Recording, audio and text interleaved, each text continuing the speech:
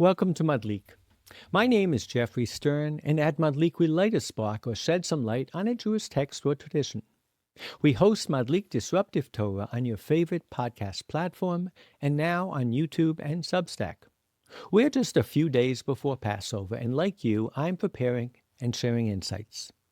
I'm excited to share a few Madlik insights on the Haggadah that I hope enhance your Seder, as they will mine. In this fourth mini-episode, we deal with the four children. The Seder may be the most ambitious educational experiment ever attempted, not because of what it teaches, but because of how. It assumes something radical, that every child learns differently, that every question matters, that the story must be told in multiple voices, and then, almost inexplicably, it draws a line. Everything about the Seder is designed to capture a child's attention. The questions, the rituals, the surprises, the search for the afikomen. And this isn't a rabbinic innovation. It comes straight from the Torah. The Torah says, "V'higada talabincha b'yom hahu," and you shall tell your child on that day. In fact, that verse gives the Haggadah its name, "V'higadata labincha," and you shall tell your child. And then the Torah repeats it again and again. In Exodus 12 it says, "And when your child says to you, 'What is this service to you?' In Exodus 13:14 it says, "And when your child asks you tomorrow, 'What is this?' And in Deuteronomy 6:20, "When your child asks you tomorrow, 'What are these laws?'" The Torah doesn't just command us to remember, it commands us to teach.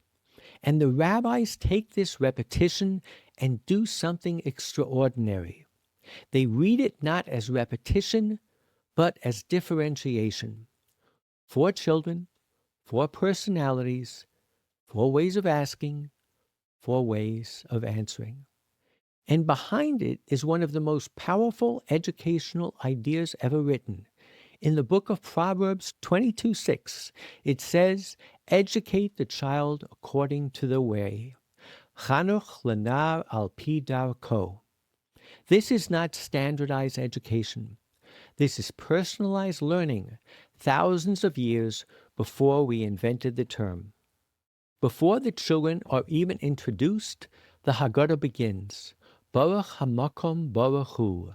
Blessed is hamakom, a way of describing God as the place. The Talmud explains, Hu makomo shel olam, that God is the place of the world. God is not just in the world, God is place itself. And if God is place, then the Seder is telling us something profound by using this particular name for God.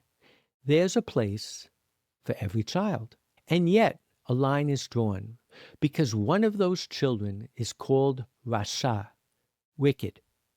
And the Haggadah says, had he been there, he would not have been redeemed. Ilu hayasham lo haya nigal. In the middle of a night, built on inclusion, a child is pushed out of the story. But that was never the original story. Go back to Egypt. Pharaoh offers compromise. "Let some go," he says to Moses. Moses refuses multiple times. Moses says in Exodus 10, "With our young and our old we will go, with our sons and with our daughters. B'na'arenu u'b'zkanenu neilech, b'veinenu u'b'notenu." No exclusions, no categories, no one left behind. And yet, later, a different tradition, a different idea emerges. A midrash says only 1 out of 5 left Egypt. Built on the word or the misreading of one word, chamushim, which really means that the people left armed. But the rabbis chose to read it, the people left only 1/5. A move from total inclusion to selective redemption. So here's where we need to push back. The rabbis gave us the Seder, its brilliance, its structure, its endurance, but they also gave us this moment, and we are allowed, even obligated, to question it, because the same text gives us another way to read it.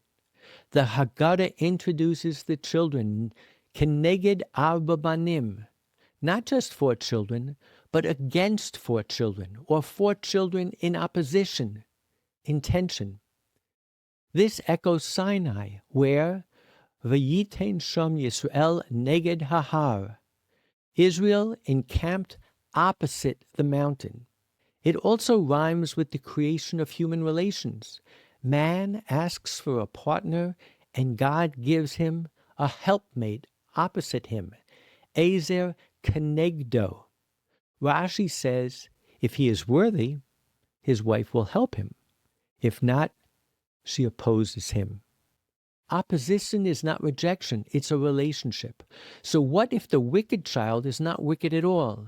What if he's the contrarian, as many of the English translations, I now believe, correctly define it? I always thought that was a hedge, was just trying to blunt the term. But I really do believe, given the use of the word neged, that it is a contrarian. Because Jewish life is built on this: questioning, arguing, pushing back. We don't meet Torah passively. We meet it keneged, in tension, in resistance, in relationship. The section begins with a blessing, hamakom, the place. And maybe that's the deepest truth of the night. Not that there are 4 children, but that there is space for the wise, for the simple, for the questioning, for the contrary. Because the real miracle of the Seder is that not that every child agrees, it's that every child still has a place. Chag Sameach, and I hope at your Seder every place is full with friends and family, and the discussion is intense, or if you have young children, the drawing of coloring and playing is intense. Chag Sameach, enjoy.